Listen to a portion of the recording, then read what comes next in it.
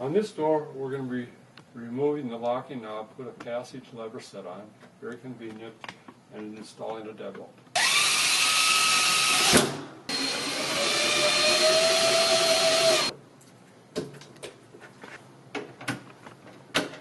We've had very good luck with the Schlage, the F10 series passage sets. A lock set in this application, I think, has a real negative aspect. I do not recommend it. The deadbolt is the security. Focus on the deadbolt. Before installing the deadbolt, check and make sure there isn't a cutout in the frame. Sometimes they have the cutout in the frame with a blank door. When it's a blank door, I like to come up 6 inches from the center of the latch to the center of the deadbolt. I'm using a jig, but I like to start by centering the hole saw in the door. Next, I like to put something behind the jig so I don't inadvertently scratch the door. This is a commercial product I've been using for years. They sell at Home Depot and Menards and things like that. They do sell jigs reasonably priced. I've never tried one. I have no knowledge about how they work. I get it to match the back set. This is 2 3/4 inch back set that matches this 2 3/4 inch back set. Make certain that it's tight on the bottom, flush against the door, and this is holding it into position I need. Next, I use 2 hole saws.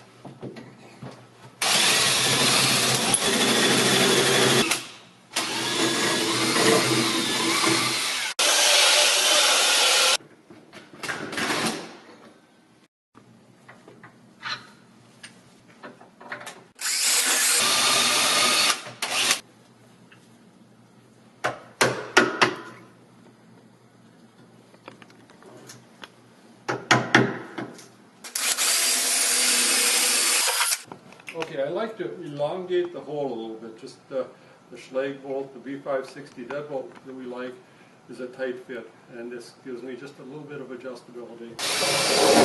To mark for the face of the deadbolt, I have a tool I'm going to use, but for the homeowner, you just mark this, run a screw in and hold it, and take a utility knife and very carefully go around and mark the edges. The deeper you go with the utility knife, the easier it is.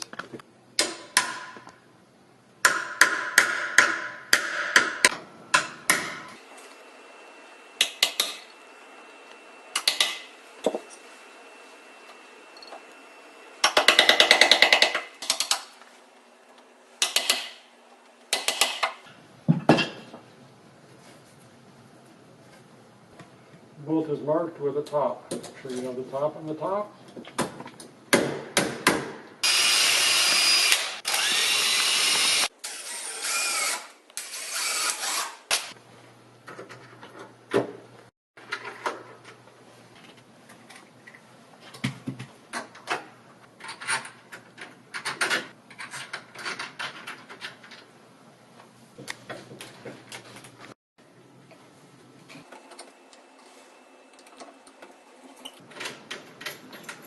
Because of the weakness of so many doors, we're installing the door reinforcer on this door. If somebody were to kick the door right now, it's going to split out in this area and they'll be in.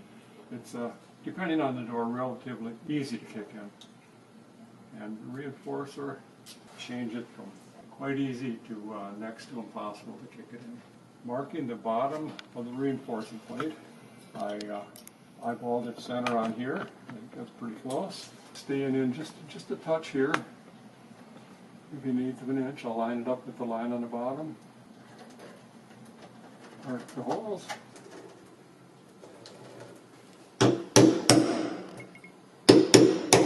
Okay, I'll start out with a 1/8 inch drill bit.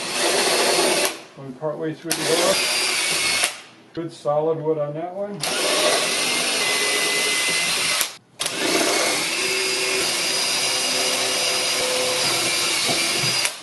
Work my way up to 3/8 of an inch.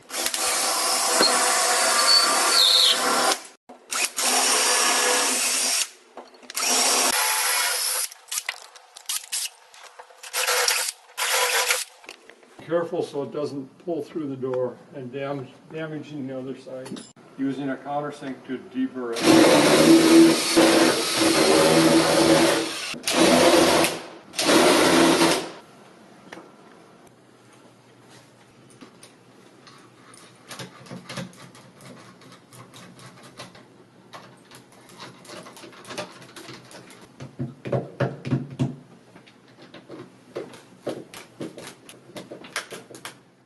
For marking the strike location, I like to, I think pink's my favorite color. Put a little lipstick on here, close the door, and there we go. Centering the strike plate over the mark. I'll mark and fasten the strike plate.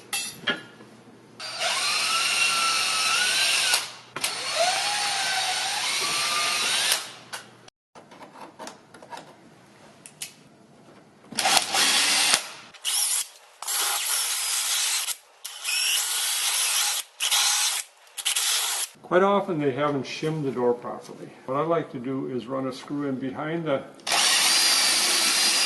strike plate. By putting a screw behind the strike plate, that makes it very difficult if someone's trying to pry the door.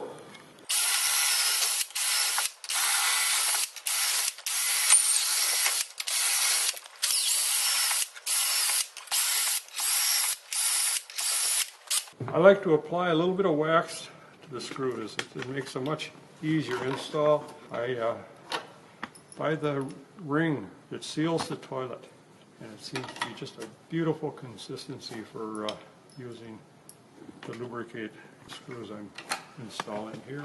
I'm using 3.5 number 10 screws. They're a little bit longer, a little bit larger than what's out there on most of the products. The strike and the reinforcing plates are stainless steel. Very tough, thinner, so we get to do the surface mount, which makes it a lot easier than having to mortise it in on most doors.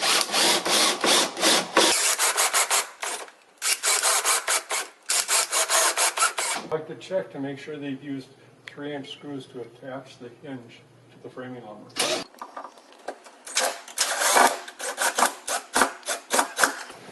The builder did a good job. He had the longer screws in here.